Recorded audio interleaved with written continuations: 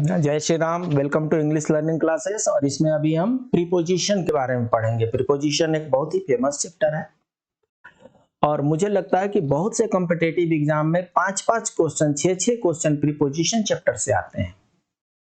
तो प्रीपोजिशन एक दिन में सीखने वाली चीजें नहीं है।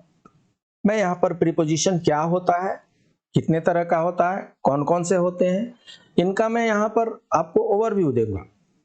प्रैक्टिस हम बाद में एक एक करके करेंगे। और प्रीपोजिशन को हिंदी में संबंध सूचक अव्यय कहते हैं। तो प्रीपोजिशन क्या है? प्रीपोजिशन किसी नाउन या प्रोनाउन से पहले प्रयुक्त होकर के उनका संबंध वाक्य किसी अन्य नाउन या प्रोनाउन से प्रकट करते हैं। इसलिए मैंने इसको हिंदी में लिखा है संबंध सूचक अव्यय। मतलब ये क्या करते हैं, ये सेंटेंस में आ करके और दो नाउन या प्रोनाउन के बीच में संबंध स्थापित करते हैं और इसीलिए इनको संबंध सूचक अव्यय कहा जाता है। A preposition is a word placed before a noun or a pronoun to show in what relation the person or thing denoted by it stands regard to something else in the sentence. So थोड़ा सा यहाँ पर इनको word meaning, वर्बेटिंग meaning भी समझ लेते हैं। यहाँ पर है pre plus position. Pre plus position, preposition होता है। प्री मीन्स बिफोर होता है और पोजीशन मीन्स प्लेस होता है। मतलब जहां कहीं भी नाउन या प्रोनाउन से जस्ट पहले आकर के प्रीपोजिशन जो है उसका बाकी सेंटेंस के साथ संबंध बताता है। Preposition are those words which are used before a noun और pronoun and denotes the relation between the noun and pronoun and the other part of the sentence. मतलब नाउन या प्रोनाउन के बाकी उस सेंटेंस के पार्ट से संबंध स्थापित करने के लिए प्रीपोजिशन का प्रयोग किया जाता है। There is a box under the table. Table के अंदर बॉक्स है। There is a table in the corner of the room. Room के कॉर्नर में टेबल है। I go to school by bus. मैं बस से स्कूल जाता हूँ, विद्यालय जाता हूँ। तो ये सब क्या कर रहे हैं यहाँ पर? अंडर, इन, बाय, ये सब जो है ये इसके बाद वाले जितने ये टेबल है, कॉर्नर द रूम है, बस है, इनका बाकी सेंटेंस से रिलेशन स्थापित कर रहे हैं, उनको जोड़ रहे हैं। वी आर, ये कुछ और एग्जांपल देखते हैं। वी आर विद यू, हम आपके साथ हैं। तो यहाँ पर with, upon, up to, up, under, to, until, throughout, then, regarding, ये सब जो यहाँ पर है प्रीपोजिशन है। प्रीपोजिशन से सेंटेंस के मीनिंग चेंज हो जाते हैं। तो टाइप्स ऑफ प्रीपोजिशन की जब हम बात करते हैं तो ये 4 तरह का हम ध्यान रखते हैं। कई तरह के प्रीपोजिशन कई ग्रामर के बुक में बताएंगे। Single word simple preposition, double preposition भी होते हैं, कंपाउंड प्रीपोजिशन भी होते हैं और फ्रेजियल प्रीपोजिशन होते हैं। फ्रेजियल प्रीपोजिशन हमें लर्न करने पड़ते हैं। सिंपल प्रीपोजिशन, अधिकांशतः प्रीपोजिशन एक शब्द के होते हैं, उन्हें सिंपल प्रीपोजिशन कहते हैं। With, to, in, on, of, on, double of, और, till, by, for, out, below, ये जितने भी प्रीपोजिशन है ये सब सिंगल प्रीपोजिशन है और इनको सिंपल कहते हैं।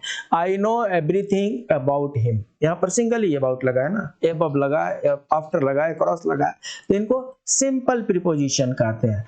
डबल प्रीपोजिशन उसको कहते हैं जहां पर एक साथ दो प्रीपोजिशन आप मैच करके हो।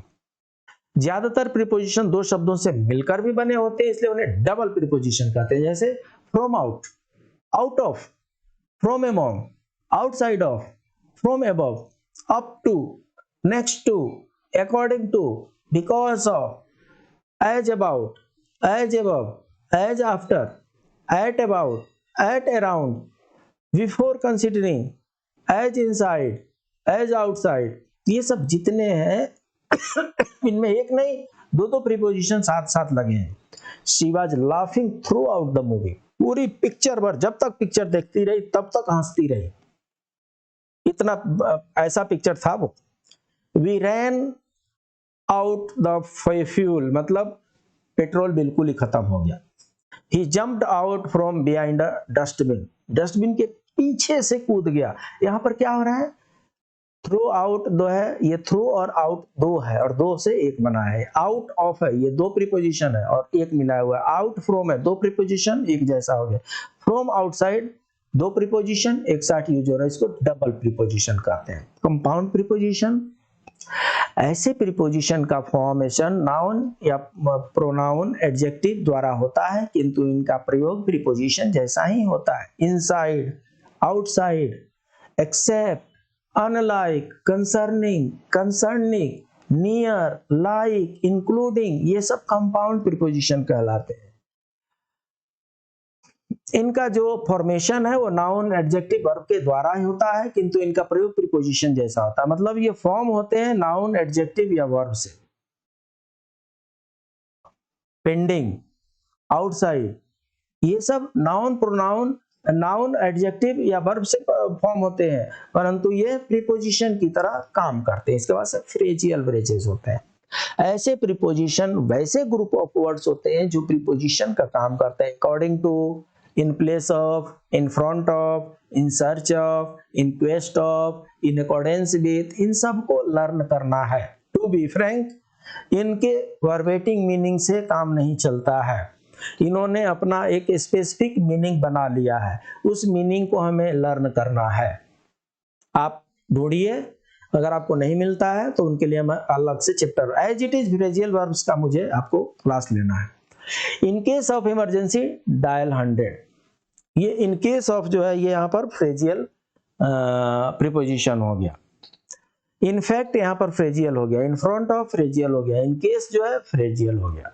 उसके बाद से कुछ और प्रीपोजिशन और उनके हिंदी में मीनिंग समझ लीजिए। बियॉन्ड के पार होता है, थ्रो में से होता है, अबव ऊपर होता है, इन में और अंदर होता है, एट पर और समय होता है, क्रॉस मतलब दूसरी तरफ होता है, फ्रॉम से दूर होता है, ऑफ का अलग होता है, ओवर के ऊपर से होता है, सिंस समय से होता है, बिलो के नीचे होता है, अपोजिट विपरीत होता है, बाय के द्वारा होता है। तो इस तरीके से आपको कुछ के तो हिंदी इंग्लिश मीनिंग याद कर लेंगे तो उससे काम चल जाएगा, फ्रेजियल का नहीं चलता है। तो इस तरीके से ये प्रीपोजिशन चैप्टर बहुत बड़ा है।